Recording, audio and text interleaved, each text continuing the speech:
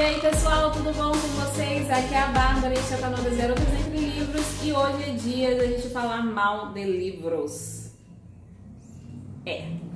Vou falar hoje as piores leituras que eu fiz em 2025. Gente, não tem como passar, né? Assim, a gente acaba encontrando livros que a gente simplesmente não se identifica. Muitas pessoas podem amar e outras simplesmente odiar, né? E no meu caso, eu desgostei muito dessas leituras e eu vou mostrar cada um deles pra vocês. Não são muitos, eu li poucos livros em 2025 e ainda assim teve livros ruins, né? Bom, começando, são dois ao total, né? Começando com O Amor Incômodo, da Helena Ferrante. Esse daqui foi uma decepção, porque eu comprei esse livro. A Helena Ferrante é uma autora bem popular, bem conhecida, premiada, ela tem muitos fãs, tem gente que ama, que adora. Aquele livro dela, da filha, esqueci como é que é o nome, mas é o mais popular, né?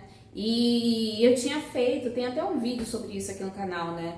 Que eu tinha escolhido alguns livros para dar a volta ao mundo através dos livros, né? E ela é uma autora italiana. Eu já tinha lido um livro italiano, um autor italiano, porém, todavia, entretanto, eu queria ler outro para renovar nessa passagem pela Itália.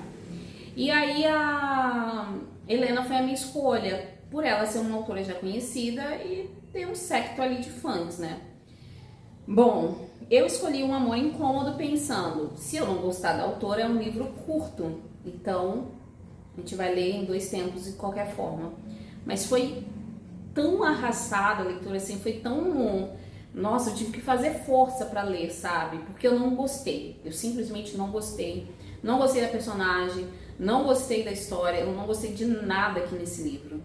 Ah, Bárbara, mas quem já leu pode até tentar dar uma justificativa. Como eu conversei com algumas pessoas sobre o livro e elas comentaram algumas coisas que são até interessantes sobre, mas não mudou a minha opinião, continuei não gostando. Aqui a história, ela descobre a morte da mãe, então ela precisa resolver os trâmites da morte, né? Ela vai até lá, reconhece o corpo, ela morava em uma outra cidade, né?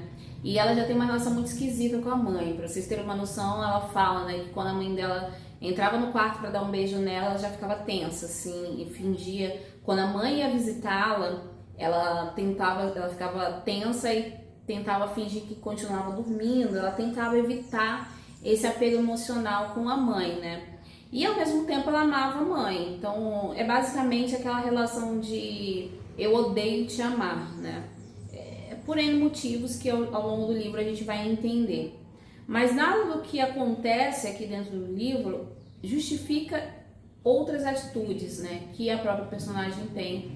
E a mente dela é toda complicada, ela vive violência doméstica, o pai dela agredia a mãe, então ela tem exemplos negativos também dentro de casa, então uma coisa pior que a outra, basicamente, gente. E ainda assim, com todas essas questões, com todos esses sofrimentos, foi um livro que eu não gostei.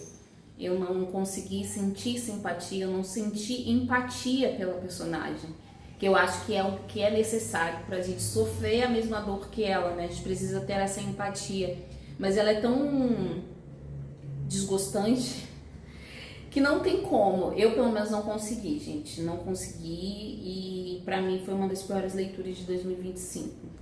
Não vou me estender mais nele, não. Vamos pro próximo.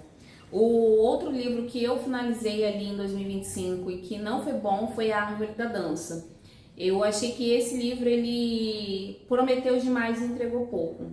Ele vai contar ali a história de uma mulher que viveu, né, na França, no período, acho que 1500 e bolinha, alguma coisa assim, 1400, alguma coisa. E...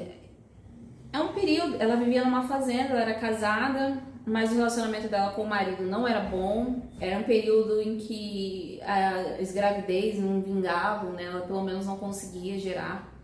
Todas as crianças que ela tinha, ela acabava perdendo. E ela está grávida ali naquele livro, né? Naquele momento ela está grávida, prestes a dar à luz, né? Assim, acho que com 7 meses, 8 meses de gravidez. E esses 8 meses aí se arrastam, gente, porque parece que ela tá grávida há milênios dentro do livro. O tempo passa no livro e a mulher tá lá com um barrigão. Mas enfim, não vamos entrar nesse caso, que é um dos problemas do livro. Mas seguindo em frente. Então ela vive ali naquele período onde não tem saneamento básico, as coisas são muito complicadas. Ela tem uma fazenda ali com o esposo. O relacionamento dela com a sogra também é um relacionamento muito torto, muito complicado. E ela tá ali finalmente conseguindo gerar, e o marido é um bruto. E eles vivem ali tendo que ter cuidado, porque é aquela fase da caça às bruxas, sabe? A pessoa, ela tem qualquer tipo de atitude suspeita, ela é uma bruxa, prenda, enfim. É uma perseguição aí fora da caixinha, né? E aí ela tem uma espécie de santuário para todas as crianças que ela perdeu ao longo da vida, né? Ao longo do casamento. E é onde que é chamado, né, da tal da árvore da dança, que ela pendura ali pequenas fitas e faz pequenas oferendas em favor das crianças que ela perdeu. Obviamente isso não é proibido, né? Mas ela faz tudo em segredo, ela tem tipo um refúgio na floresta, onde ela vai, fica, enfim.